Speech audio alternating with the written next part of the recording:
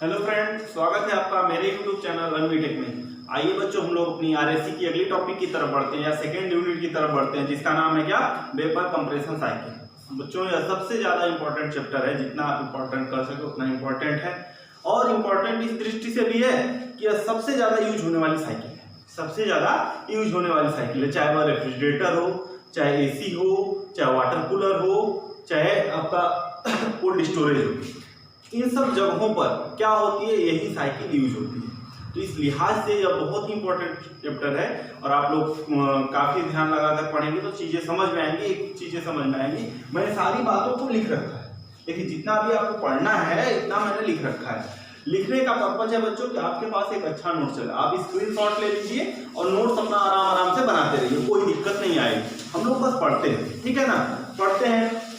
देखिए, तो यहाँ पर लिखा most commonly used in refrigeration cycle, किसी भी रेफ्रिजरेशन साइकिल में यूज होने वाली सबसे कॉमन साइकिल है और सबसे ज्यादा इंपॉर्टेंट भी है, ठीक है ना।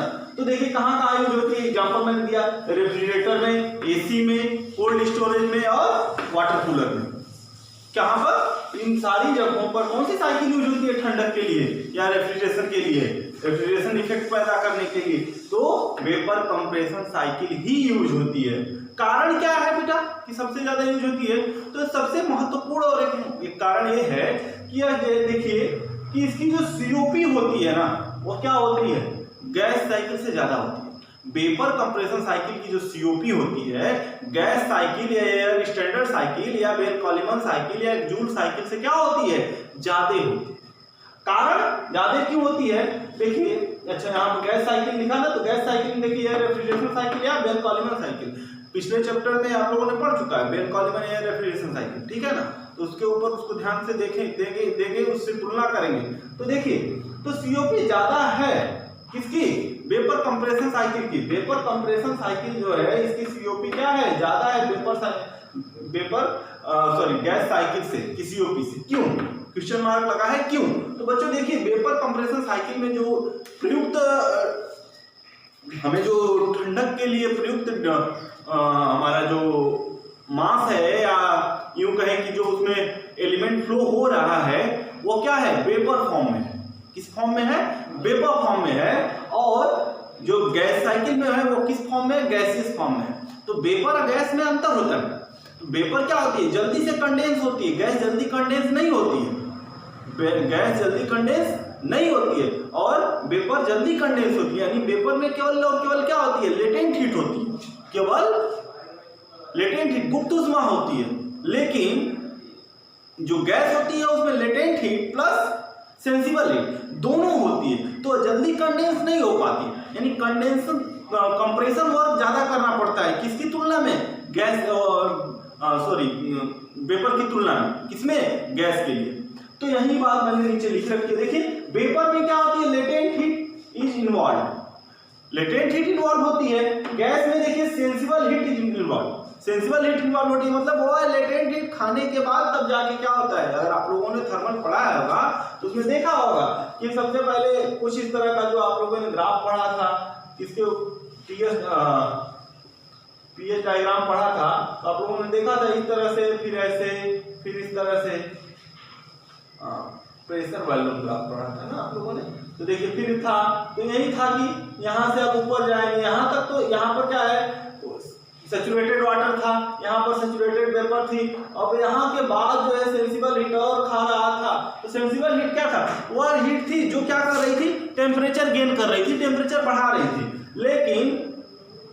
लेकिन इसमें क्या है कि अगर सिर्फ और सिर्फ क्या करेगा, लेटेंट हीट का आएगा तो टेम्परेचर नहीं बढ़ेगा, लेकिन अपना काम होता रहेगा। यहाँ पर क्या है, सेंसिबल हीट खाएगा, उसका टेम्परेचर भी बढ़ेगा। उसके बाद देखिए दूसरा अर्थ है कि रिलेटिव मास जो होता है वेपर का, किसकी तुलना में, गैस की तुलना में कम होता है, relative mass of gas, relative mass जो होता है कम होता है वेपर का गैस से, ठीक है ना।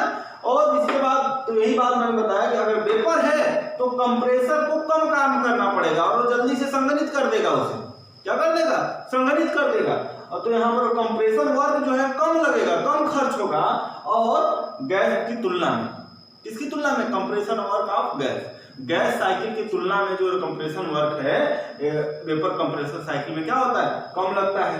वही क्यों कम लगता है, तो अगर कम लग रहा है बेटा, देखिए मैंने यहाँ पे बताया है कि सीओपी क्या होती है, एक्सट्रैक्शन अपॉन डब्ल्यू, या कुल मिला के कहें कि हमारी डिजायर्ड इफेक्ट बटे वो नेटवर्क क्या होगा। तो देखिए यहाँ पर जो क्यूई है ना, ये क्या है, लेटेंट हीट है। किसके लिए? वेपर कंप्रेशन साइकिल के लिए। वेपर कंप्रेशन साइकिल के लिए क्यूई क्या है, लेटेंट हीट है। तो लेटेंट हीट है, तो लेटेंट हीट चाहे पानी की अगर देखें, सिंपल बात, अगर पानी के लिए देखें तो बहुत ज्यादा होती है। किसके? Latent heat of vapour compression cycle. और अगर क्यूई बढ़ा, लेटेंट हीट बढ़ेगा तो हमें सीओपी क्या मिलेगी, ज्यादा मिलेगी। देखिए अगर यह वैल्यू बढ़ेगी तो यह क्या होगा, सीओपी ज्यादा मिलेगा और कंप्रेशन वर्क क्या हो जाएगा, घट जाएगा। जितना लेटेंट हीट ज्यादा रहेगी उतना ही कंप्रेशन वर्क हमें कम देना पड़ेगा और सीओपी हमारी बढ़ती रहेगी। इसके बाद बच्चों यही है, तो ये थी बेसिक फंडामेंटल, ये चीजें समझ में आ गई होंगी मुझे कि क्यों सीओपी वेपर कंप्रेशन साइकिल की ज्यादा होती है गैस साइकिल से, ठीक है ना। क्यों होती है? क्योंकि इसमें वेपर प्रयुक्त होती है, वेपर में लेटेंट हीट होती है, लेटेंट हीट ज्यादा बढ़ेगी तो कंप्रेशन वर्क घटेगा, कंप्रेशन वर्क घटेगा तो सीओपी बढ़ेगी। और गैस के लिए सेंसिबल हीट होती है, सेंसिबल हीट होती है तो कंप्रेशन वर्क बढ़ेगा तो सीओपी घटेगी। यही बात सीधे सीधे बच्चों हम लोगों ने यहाँ पे लिख रखी है। इसके बाद चलिए वेपर कंप्रेशन साइकिल के ऊपर चलते हैं। तो देखिए बच्चों, जो वेपर कंप्रेशन साइकिल है इसका नाम है स्टैंडर्ड वेपर कंप्रेशन साइकिल भी कहते हैं, कहीं कहीं से स्टैंडर्ड वेपर कंप्रेशन साइकिल भी कहते हैं, या triple S vapour compression cycle भी कहते हैं। अब ये ट्रिपल एस क्या है, तो आपके सामने देखिए लिखा हुआ है। नंबर 1 एस जो है स्टैंडर्ड। स्टैंडर्ड का मतलब क्या है, इसमें जो भी प्रोसेस होते हैं सबके सब क्या होते हैं, स्टैंडर्ड होते हैं, स्टैंडर्ड प्रोसेस होते हैं, इसमें कोई लॉस नहीं होता। कैसे लॉस नहीं होता, आगे जब हम साइकिल पढ़ेंगे तो वहां दिखाएंगे। फिर इसके बाद दूसरा एस जो है सैचुरेटेड। तो इसमें जो सैचुरेटेड है चीज है तो क्या है, सैचुरेटेड वेपर और सैचुरेटेड वाटर मतलब होता है। सैचुरेटेड वेपर मिलता है कंप्रेसर में, जैसे ही हमारी कंप्रेसर में जब हमारी इस लिक्विड की क्या होती है, वेपर जाती है, सैचुरेटेड वेपर जाती है, उसमें कोई भी पानी की मात्रा या कोई भी लिक्विड की मात्रा नहीं होती है। लेकिन जैसे वो आउटलेट से निकलता है तो टोटल का टोटल क्या निकलता है, लिक्विड फॉर्म निकलता है उस फ्रीजिंग सब्सटेंस का। फ्रीजिंग सब्सटेंस जो है उसका क्या निकलता है, लिक्विड सब्सटेंस, लिक्विड फेज निकलता है, लिक्विडियस फेज निकलता है। लिक्विडियस फेज निकलने के कारण यानी कि उसमें क्या होता है, कोई भी वेपर की मात्रा नहीं होती, यानी कि जाती पूरी वेपर है, निकलता पूरा लिक्विड। तो ठीक है, तो यह हो गया। देखिए लिखा हुआ है saturated vapour at inlet to compressor end, यानी कि सैचुरेटेड वेपर कंप्रेसर के इनलेट में क्या जाता है, सैचुरेटेड वेपर जाती है। And saturated liquid at exit of condenser, यानी कि सैचुरेटेड लिक्विड जाता है कहाँ, एग्जिट ऑफ कंप्रेसर, यानी कंप्रेसर से जो निकलता है क्या निकलता है, सैचुरेटेड लिक्विड निकलता है। इसके बाद लास्ट है सिंगल, यस जो है सिंगल, इसको कहते हैं सिंगल स्टेज कंप्रेसर। यानी कि इसमें क्या है, कंप्रेसर में एक बार वेपर गई और सीधे सीधे लिक्विड होके निकली, उसके बाद उसे कोई अगर दोबारा उसमें ले जाकर फिर से नहीं, उसमें कोई गैस वेपर बचती नहीं है, वेपर बचती ही नहीं है, टोटल का टोटल एक ही बार में क्या हो जाती है, लिक्विडियस फेज में आ जाती है, अपने संघनित फॉर्म में आ जाती है, द्रव फॉर्म में आ जाती है। तो इसे दोबारा उसमें ले जाने की जरूरत क्या है, फिर उसे एक बार में फिर से ले जाएंगे, फिर अपना फ्रिज में ले जाएंगे, फिर घुमाएंगे, यानी कि एक ही बार में काम होता रहता है। और देखिए बच्चों, इस साइकिल में जो कंपोनेंट यूज होते हैं तो क्या होता है, तो पहला कंपोनेंट कंप्रेसर, दूसरा है कंडेंसर, तीसरा है थ्रॉटल वाल्व और चौथा है इवेपोरेटर। कंप्रेसर का वर्क आप लोग जानते हैं क्या करेगा, जो उसमें सब्सटेंस जाएगा उसका प्रेशर बढ़ा देगा और इसे कन्वर्ट करा देगा। आगे किस फेज में होगा आगे देखेंगे। इसके बाद देखिए कंडेंसर है, कंडेंसर क्या करेगा, इसका वर्क देख लेंगे, ठीक है। इसके बाद थ्रॉटल वाल्व है, थ्रॉटल वाल्व क्या करेगा इसको देखेंगे।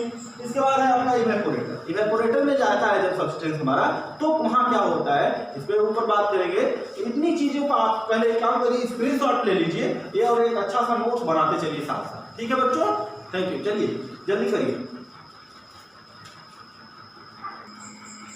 हाँ तो बच्चों चलिए, हम लोगों ने कहां तक चल लिया था, वेपर कंप्रेशन साइकिल जान लिया था, सीओपी क्यों ज्यादा होती है उसको जान लिया था, किससे, गैस साइकिल से। अब इसके बाद हम लोग चलते हैं इस साइकिल की तरफ बढ़ते हैं। तो देखिए बच्चों यही है इसकी साइकिल, ये एक ले डायग्राम है। तो इसके तरफ बढ़ते हैं। तो देखिए मैंने बताया था कि 4 कंपोनेंट होते हैं, एक होता है कंप्रेसर, दूसरा होता है कंडेंसर, तीसरा होता है थ्रॉटल वाल्व, चौथा होता है इवेपोरेटर। इन चारों डिवाइसों को मिलाकर हमने बना दिया है साइकिल। अब इस साइकिल के ऊपर देखिए जो प्रोसेस एक है, यहाँ इवेपोरेटर से निकलता है क्या, सैचुरेटेड वेपर निकलती है। क्या निकलती है, सैचुरेटेड वेपर, यानी कि इसमें कोई भी लिक्विड पार्ट नहीं होता है। इस रेफ्रिजरेंट जो इसमें बह रहा है इसका कोई भी तरल पदार्थ नहीं होता है, यहाँ से निकलता है क्या और यहाँ पर चला जाता है। अब देखिए बच्चों होता क्या है कि इसमें जाता है मैंने बताया था कि देखिए कंप्रेसर के इनलेट पे क्या जाता है, सैचुरेटेड वेपर जाती है। तो यहाँ से सैचुरेटेड वेपर निकलेगी भाई, तो जाएगा क्या, सैचुरेटेड वेपर ही तो जाएगा ना।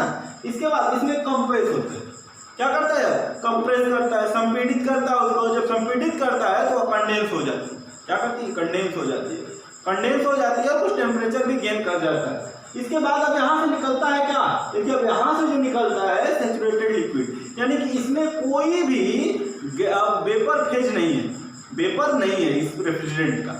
इस प्रशीतक जो इसमें प्रशीतक पदार्थ है उसका कोई भी गैसियस फेज नहीं है, गैसियस फेज मतलब वेपर फेज नहीं है। अब यहाँ से टोटल निकला क्या, लिक्विड फेज। अब यह गया कहाँ पर, कंडेंसर में। अब कंडेंसर में जाएगा तो क्या करेगा कि यहाँ से जो कंडेंसर जो टेम्परेचर गेन कर गया है, यहाँ से क्या करेगा, ऊष्मा को निकाल के बाहर फेंकेगा, यानी कि यहाँ QR ऊष्मा क्या होगी, रिजेक्ट होगी। कहाँ पर, एटमॉस्फेयर में। QR क्या होगा, एटमॉस्फेयर में रिजेक्ट हो जाएगा। इस दौरान प्रेशर गिर जाएगा सर, नहीं प्रेशर नहीं गिरेगा, प्रेशर नियत रहेगा। जो 2 से प्रेशर निकला है यही 3 पर प्रेशर मिलेगा। अब 3 के बाद हम लोग चढ़ते हैं कहाँ पर, 3 से बढ़ते हैं आगे। 3 पर तो निकल गया, कुछ ऊष्मा फेंक दिया तो क्या होगा, ऑलरेडी थोड़ा सा ठंडा हो गया है। क्या हो गया, ठंडा हो गया। अब यहाँ से निकलेगा और जाएगा थ्रॉटल में। थ्रॉटल वाल्व बेटा देखो एक एक्सपेंशन डिवाइस होती है जो कि किसी ऑब्जेक्ट का या जो उसमें मास जा रहा है उसको क्या करती है, सडन एक्सपेंड करा देती है। सडन एक्सपेंड, अचानक से फैला देती है। जब सडन एक्सपेंड कराती है तो उसका टेम्परेचर अचानक बहुत ज्यादा गिर जाता है। क्या होता है, अचानक बहुत गिर जाता है और टेम्परेचर घट जाता है। और उसके बाद जाता है थ्रॉटल वाल्व में। तो थ्रॉटल वाल्व में क्या होता है, आइसेंट्रोपिक, बहुत फास्ट जो होता है, यहाँ पर क्या होता है, एक्सपेंशन होता है। इसके बाद फिर बढ़ते हैं तो प्रेशर गिर जाता है, प्रेशर भी क्या होता है, गिर जाता है। अब ये लो प्रेशर लो टेम्परेचर का बन जाता है क्या, लिक्विड। लिक्विड बन गया पूरी तरह से, यहाँ से लिक्विड ही तो जा रहा है ना, देखिए लिक्विड ही है, लेकिन यहाँ पर टेम्परेचर बस मैंने क्या किया, गिरा दिया। अब यहाँ पर लो टेम्परेचर लो प्रेशर का लिक्विड निकला 3 से 4 पर, 4 पर आते आते वह लो टेम्परेचर लो प्रेशर का लिक्विड मिला। अब देखिए यहाँ से बच्चा निकल के जाता है यहाँ पर 4 पर। अब जैसे इवेपोरेटर पहुंचता है तो जो इवेपोरेटर है बच्चों, यह कोल्ड रीजन है आपका। क्या है, कोल्ड रीजन ही है, कोल्ड रीजन है, ठंडी जगह है। ठंडी जगह का क्या मतलब सर, ठंडी जगह से हमसे क्या मतलब है, तो ठंडी जगह पर जो है क्या करना है, ठंडी जगह पर से हमें टेम्परेचर हीट को खींचना है। यहाँ पर हम लोग लगाया है क्या, इवेपोरेटर लगा दिया है। तो इवेपोरेटर लगा कर क्या कर रहे हैं, यहाँ से अब इस इवेपोरेटर में जब जाएगा क्या करेगा, ऊष्मा लेगा, ऊष्मा लेगा और ऊष्मा लेके क्या आना शुरू होगा, वेपर फॉर्म में आना शुरू होगा। लेटेंट हीट खाएगा, लेटेंट हीट खाएगा और वेपर में कन्वर्ट होने लगेगा। कन्वर्ट होते होते फिर एक पर आएगा। जैसे ही एक पर पूरा का पूरा निकला, पूरा का पूरा जो है या गैस लिक्विड फेज किसमें कन्वर्ट हो गया, वेपर फेज में। फिर यही वेपर फेज जो है कंप्रेसर में जाएगा और यही फिर आगे बढ़ता रहेगा। और बच्चों देखिए वास्तविकता तो है इस साइकिल की, यह अकेले नहीं होता, इस वैसे 4 कंपोनेंट तो मेन कंपोनेंट है। इसके अलावा देखिए यहाँ पर एक जो बेटा एक छोटी सी और डिवाइस लगी होती है जिसे हम लोग कहते हैं क्या, रिसीवर। क्या कहते हैं, रिसीवर। रिसीवर होता है एक, यहाँ पर कंपोनेंट लगा होता है जिसे कहते हैं रिसीवर, और एक और कंपोनेंट लगा रहता है यहाँ पर, इसे कहते हैं फ्लैश चैम्बर। क्या कहते हैं बच्चों, फ्लैश चैम्बर बोलते हैं, फ्लैश चैम्बर बोला जाता है, फ्लैश चैम्बर बोला जाता है। फ्लैश चैम्बर का मतलब होता है धोना। फ्लैश मतलब क्या होता है, फ्लैश मतलब साफ करना। साफ करने का मतलब कुछ नहीं बच्चों, यहाँ से मतलब सिर्फ क्या, यहाँ पर मान लीजिए कि यहाँ से निकलते समय अगर सडन एक्सपेंड हुआ और थोड़ा बहुत इसमें गए क्या है, अभी वेपर फेज रह गया, तो उस वेपर को क्या करना है, यहाँ से अलग करके फिर कहाँ पर भेज देना, कंप्रेसर की तरफ भेज देना। तो देखिए बच्चों जो होता है, यह होता है कोल्ड रीजन। किसका कोल्ड रीजन होता है, सॉरी थ्रॉटल वाल्व का या नीचे वाला हिस्सा होता है, इसमें क्या होता है, वेपर होता है, थोड़ा सा ऊपर बन गया है, इसको मैं नीचे बना देता हूँ थोड़ा सा। हाँ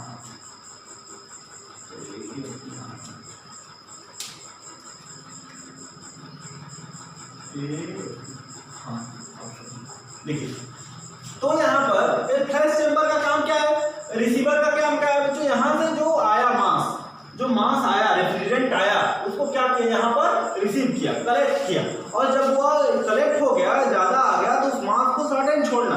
जब बहुत ज्यादा मास है उसे तो छोड़ेंगे तो क्या होगा, यहाँ पर हाई पोटेंशियल होगा, हाई पोटेंशियल के कारण जब गिरेगा तो इसकी वेलोसिटी, काइनेटिक वेलोसिटी क्या रहती है, काइनेटिक एनर्जी बढ़ेगी, वेलोसिटी बढ़ेगी, तो तेजी से थ्रॉटल वाल्व में प्रवेश करेगा, तेजी से प्रवेश करेगा और बहुत झटके से एक्सपेंड होगा, एक्सपेंड होगा। उसके बाद जो थोड़ा बहुत मान लीजिए गलती से अगर कुछ वेपर इधर से आ भी गई है तो ये फ्लैश चैम्बर क्या करता है, यहाँ से उस वेपर को निकाल के इधर भेजता है, या इधर भेजता है, इसमें यहाँ से अपना निकल के फिर कहाँ चली जाती है, कंप्रेसर में जाती है, कंप्रेसर में ऑलरेडी वेपर जा रही है, तो यही क्या होती है, आगे फिर कंप्रेस होती है। तो यह प्रोसेस बार बार चलता रहता है। तो आप कहेंगे सर इसको पहले क्यों नहीं दिखाया, तो पहले इसलिए नहीं दिखाया क्योंकि मेन कंपोनेंट है, पहले उनकी फंक्शन जान लीजिए, उसके बाद ये दोनों जान लीजिए। तो आप लोग जान लें क्या, रिसीवर और फ्लैश चैम्बर भी होते हैं, इनका भी काम होता है, ठीक है ना।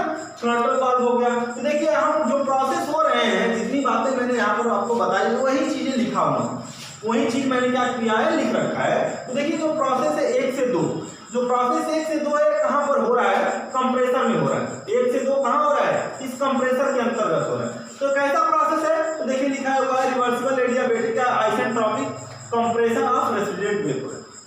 मैंने बताया ना कि आइसेंट्रोपिक, इसमें कंप्रेशन प्रोसेस, मैंने बताया सिर्फ कंप्रेशन है, लेकिन कैसा कंप्रेशन है, आइसेंट्रोपिक कंप्रेशन, यानी कि इसमें जो हमारा रेफ्रिजरेंट डाल रहा है उसकी एंट्रोपी नहीं बढ़ानी है, एंट्रोपी को क्या करना है, कांस्टेंट रखना है। तो एंट्रोपी को कांस्टेंट रखते हुए इसका क्या करना है, प्रेशर बढ़ा देना है। प्रेशर बढ़ाने के बाद लिक्विफाइड होगा, लिक्विफाइड होकर इधर जाएगा। फिर देखिए वही है 2 से 3 कहाँ हो रहा है, कंडेंसर में हो रहा है। मैंने बताया था यहाँ पर क्या होगा, उस्मा निकल के बाहर फेंकेगा और यहाँ पर क्यूबी खींचेगा। तो देखिए इसमें 2 से 3 को मैंने लिखा, कंडेंसर में होगा, क्या होगा, isobaric heat rejection by refrigerant. Isobaric क्या यहाँ मैंने बताया था ना कि दाब नहीं घटेगा, आइसो दाब नियत रहते हुए हीट क्या होगी रेफ्रिजरेंट से, वो एटमॉस्फेयर में बाहर निकलेगी। उसी को लिखा है isobaric heat rejection by refrigerant to the atmosphere, atmosphere को इतना में आएगी। अगला है 3 से 4, देखिए एक्सपेंशन डिवाइस है। थ्रॉटल वाल्व मैंने बताया क्या होती है, एक्सपेंशन डिवाइस होती है। इसके कार्य को बता, देखिए इसमें क्या लिखा है, आइसेंथैल्पिक एक्सपेंशन ऑफ लिक्विड रेफ्रिजरेंट। इसमें एंथैल्पी क्या रहेगी, कांस्टेंट रहती है। थ्रॉटल वाल्व की जो थ्रॉटल वाल्व में जो एक्सपेंशन होता है वो आइसेंथैल्पिक होता है। आइसेंथैल्पिक होने का मतलब एंथैल्पी कांस्टेंट रहती है, वर्क डन नहीं मिलता है, वर्क कोई कार्य नहीं मिलता है, कार्य 0 होता है, लेकिन टेम्परेचर क्या होता है, गिर जाता है। इसके बाद 4 से 1 है, देखिए इवेपोरेटर है। इवेपोरेटर में बताया क्या कि उष्मा खींचेगा तो इसी बोला आइसोबैरिक हीट, क्या जो देखिए 4 पर दाब रहेगा वही दाब 1 पर रहेगा, इसलिए दाबांतर में कोई परिवर्तन नहीं होना है। तो देखिए isobaric heat addition to refrigerant vapour, isobaric यानी नियत दाब पर क्या लेगा, उष्मा को खींचेगा, या heat extractor from heat extractor, heat उष्मा को खींचेगा फ्रॉम लो टेम्परेचर स्पेस, यानी कि लो टेम्परेचर रीजन से क्या करेगा, उष्मा को खींचेगा, या कोल्ड बॉडी या ठंडी बॉडी से, यानी फ्रिज में से उष्मा को खींचेगा। फ्रिज तो ऑलरेडी ठंडा है अगर चल रहा है तो, लेकिन उसमें से भी क्या करता है, उष्मा को लगातार खींच के बाहर फेंकता रहता है। तो यह समझ में आ गई चीजें। अब इसी बात को बच्चों हम लोगों ने क्या करना है, इस ग्राफ के ऊपर दर्शाना है, इस ग्राफ के ऊपर दर्शाना है। देखिए यहाँ पर जैसे हमने गैस साइकिल पढ़ा था, गैस साइकिल में मैंने बताया था क्या, इस तरह का प्रोसेस बताया था, उसमें बताया था कितने प्रोसेस है, तो सबको लिखिए। तो चलिए आज इन प्रोसेसों को लिखते हैं बेटा हम लोग। क्या नंबर 1 प्रोसेस है, कंपोनेंट का नाम क्या है, कंप्रेसर। तो यहाँ पर डाल दीजिए कंप्रेसर, कंप्रेसर डाल दीजिए। जब कंप्रेसर डालेंगे तो इसमें क्या होगा, देखिए बच्चों प्रेशर बढ़ेगा, प्रेशर बढ़ेगा ना, प्रेशर बढ़ेगा तो वॉल्यूम क्या होगा, जाहिर सी बात है वॉल्यूम घटेगा, वॉल्यूम घटेगा और लेकिन टेम्परेचर क्या होगा, बढ़ जाएगा, बढ़ेगा ना बच्चों। अब देखिए बढ़ जाएगा, क्या कोई एनर्जी ट्रांसफर हो रही है, नहीं, हीट ट्रांसफर नहीं हो रहा है, हीट ट्रांसफर शून्य है। और क्या कार्य हो रहा है, तो कैसा हो रहा है, निगेटिव हो रहा है, निगेटिव कार्य हो रहा है। क्यों निगेटिव, क्योंकि सिस्टम पर कार्य करना पड़ेगा, कंप्रेसर को चलाना पड़ेगा, तो सिस्टम पर कार्य होगा तो क्या होगा, निगेटिव होगा। उसके बाद एंथैल्पी एंथैल्पी देखिए क्या होगी, बढ़ रही है ना, तो टेम्परेचर बढ़ रहा है तो बढ़ जाएगा। अब यहाँ पर एंट्रोपी तो कांस्टेंट रखनी है, तो क्या एंट्रोपी कंप्रेशन कराना है हमें, तो है नहीं कि एंट्रोपी बढ़नी है, एंट्रोपी नहीं बढ़ने देना है, तो कैसा हो गया, प्रोसेस हो गया। इसके बाद 2 से 3 प्रोसेस देखिए, 2 से 3 वाला प्रोसेस देखिए क्या है। पहले बात कंपोनेंट का नाम क्या है, कंडेंसर है, यहाँ पर नाम लिख दीजिए कंडेंसर। कंडेंसर हो गया, देखिए इसमें क्या होगा, प्रेशर कांस्टेंट होगा, प्रेशर कांस्टेंट होगा ना, टेम्परेचर लेकिन क्या हो रहा है, हीट उसमें बाहर जा रही है, तो टेम्परेचर क्या होगा, कुछ डाउन होगा, टेम्परेचर डाउन होगा तो वॉल्यूम में क्या आएगी, आयतन में क्या आएगा, गिरावट आएगी, आयतन में गिरावट आएगी, हीट क्या हो रही है, सिस्टम से बाहर जा रही है, सिस्टम को नहीं जा रही, सिस्टम से बाहर जा रही है, तो कैसी हीट होगी, निगेटिव होगी। क्या कोई कार्य मिल रहा है, कार्य नहीं मिल रहा है बच्चों, कार्य सिस्टम कर रहा है, नहीं कर रहा है, तो कार्य शून्य होगा। अब देखिए एंथैल्पी, टेम्परेचर गिरा तो एंथैल्पी भी क्या होगी, थोड़ी घट जाएगी, एंथैल्पी घटेगी, लेकिन एंट्रोपी भी क्या होगी, एंट्रोपी घट जाएगी क्योंकि टेम्परेचर गिरा। अब इसके बाद 3 से 4 प्रोसेस पर बढ़िए, 3 से 4 प्रोसेस देखिए बच्चों कहाँ हो रहा है, थ्रॉटल वाल्व में हो रहा है, देखिए कहाँ पर हो रहा है, थ्रॉटल वाल्व में, थ्रॉटल वाल्व या एक्सपेंशन डिवाइस जो लगी है, एक्सपेंशन डिवाइस में हो रहा है, एक्सपेंशन डिवाइस में हो रहा है, तो कहाँ हो रहा है, प्रेशर क्या होता है, गिर जाता है, प्रेशर क्या होता है, गिरता है, प्रेशर गिरता है, और वॉल्यूम भी क्या होगा बच्चों, प्रेशर गिरता है लेकिन वॉल्यूम बढ़ जाता है, वॉल्यूम बढ़ जाता है क्योंकि एक्सपेंशन प्रोसेस है बच्चों, एक्सपेंड हो रहा है, चीजें थोड़ी सी में वो फैल रही है, तो वॉल्यूम क्या हो रहा है, बढ़ रहा है, लेकिन टेम्परेचर क्या होता है, घट जाता है, टेम्परेचर क्या होता है, घट जाता है, और उसमें क्या कुछ देना पड़ता है, नहीं, उसमें नहीं, उसमें कोई परिवर्तन नहीं, जीरो। क्या इस पर कार्य करना पड़ता है, नहीं, कार्य नहीं करना पड़ता, आइसेंथैल्पिक प्रोसेस में वर्क डन 0 होता है, लेकिन टेम्परेचर गिरा ना, टेम्परेचर गिरा, लेकिन एंथैल्पी पर क्या परिवर्तन पड़ेगा, क्योंकि थ्रॉटल वाल्व में है, थ्रॉटल वाल्व में तो मैंने बताया कि आइसेंथैल्पिक प्रोसेस है, तो टेम्परेचर गिरते हुए भी एंथैल्पी इसकी क्या रहनी है, कांस्टेंट रहनी है, एंथैल्पी क्या रहनी है, कांस्टेंट रहनी है, लेकिन एंट्रोपी क्या होगी बच्चों, एंट्रोपी बढ़ जाएगी क्योंकि वॉल्यूम बढ़ रहा है, वॉल्यूम बढ़ रहा है ना, वॉल्यूम बढ़ा तो एंट्रोपी बढ़ी, एंट्रोपी क्या होगी, बढ़ी, यानी अणुओं की रैंडमनेस, अनियमितता ही क्या है, एंट्रोपी को दर्शाती है। तो कोई इतनी जगह में 10 लोग हैं, तो कितना अनियमितता फैलाएंगे, इतनी एक रूम में अगर कहा दें कि 20 लोग भर जाएंगे तो कितनी अनियमितता है, तो थोड़ा हिल पाएंगे, लेकिन उन्हीं को अगर बड़े से हाल में कर दिया तो खूब दौड़ेंगे भागेंगे तो क्या होगा, आयतन बढ़ गया ना, आयतन बढ़ गया तो एंट्रोपी क्या हो गई, बढ़ गई। अब लास्ट है आपका कहाँ पर, इवेपोरेटर में जा रहा है, हाँ तो बच्चों हम लोगों ने देख लिया था क्या कि थ्रॉटल वाल्व में क्या हो रहा है, एक्सपेंशन हो रहा है, इसमें क्या परिवर्तन हो रहा है। अब देखते हैं बच्चों, देखिए चलिए 4 से 1 प्रोसेस क्या है, आइसोबैरिक हीट एडिशन है, यानी कि प्रेशर इसमें कहां पर हो रहा है, डिवाइस का क्या नाम होगा, इवेपोरेटर में हो रहा है, इवेपोरेटर में होगा तो क्या हो रहा है, आइसोबैरिक है ना, तो प्रेशर कांस्टेंट, लेकिन वॉल्यूम क्या होगा, बढ़ेगा, वॉल्यूम क्या होगा, वॉल्यूम बढ़ेगा, temperature constant. Sir heat add हो रही है बेटा, लेकिन टेम्परेचर नहीं बढ़ेगा क्योंकि ये लेटेंट हीट इस दौरान खाएगा, क्या खाएगा, लिक्विड वेपर में कन्वर्ट हो रहा है, तो इस दौरान क्या खा रहा है, सिर्फ और सिर्फ लेटेंट हीट खा रहा है, लेटेंट हीट खाएगा तो टेम्परेचर नहीं बढ़ेगा, टेम्परेचर कांस्टेंट रहेगा। वो हीट किसको मिल रही है, सिस्टम को मिल रही है ना, हीट सिस्टम को मिल रही है, क्या होगी, पॉजिटिव होगी। अगर देखिए टेम्परेचर हमारा कांस्टेंट है तो इस दौरान जो कार्य मिल रहा है तो क्या कार्य कर रहा है, इवेपोरेटर कोई कार्य कर रहा है, नहीं, इवेपोरेटर कोई कार्य नहीं कर रहा है, तो कार्य क्या होगा, 0 होगा। इसके बाद एंथैल्पी देखिए क्या होगा बच्चों, टेम्परेचर चूंकि नियत है तो एंथैल्पी भी क्या होगी, कांस्टेंट होगी, एंथैल्पी कांस्टेंट होगी, लेकिन एंट्रोपी तो बढ़ेगी, क्यों बढ़ेगी सर, वॉल्यूम बढ़ रहा है, वॉल्यूम बढ़ेगा तो एंट्रोपी क्या होगी, जाहिर सी बात है एंट्रोपी बढ़ जाएगी आपकी सिस्टम की। तो अभी तक आप लोगों ने देख लिया बच्चों क्या कि हमारे पास 4 डिवाइस थी, कंप्रेसर था, कंडेंसर था, थ्रॉटल वाल्व था, इवेपोरेटर था, चारों में अलग अलग प्रोसेस हो रहे थे। पहले प्रोसेस में कहाँ पर हो रहा था, कंप्रेसर में, यहाँ पर एंट्रोपी कांस्टेंट थी, हाँ कांस्टेंट है। नंबर 2 कहाँ था, नंबर 2 था कंडेंसर में, कंडेंसर में प्रेशर कांस्टेंट था, हाँ सर प्रेशर कांस्टेंट था। नंबर 3 थ्रॉटल वाल्व में हो रहा था, एंथैल्पी कांस्टेंट थी, हाँ सर थी। यहाँ पर देखिए एंथैल्पी कहाँ है, नंबर 3 कांस्टेंट है।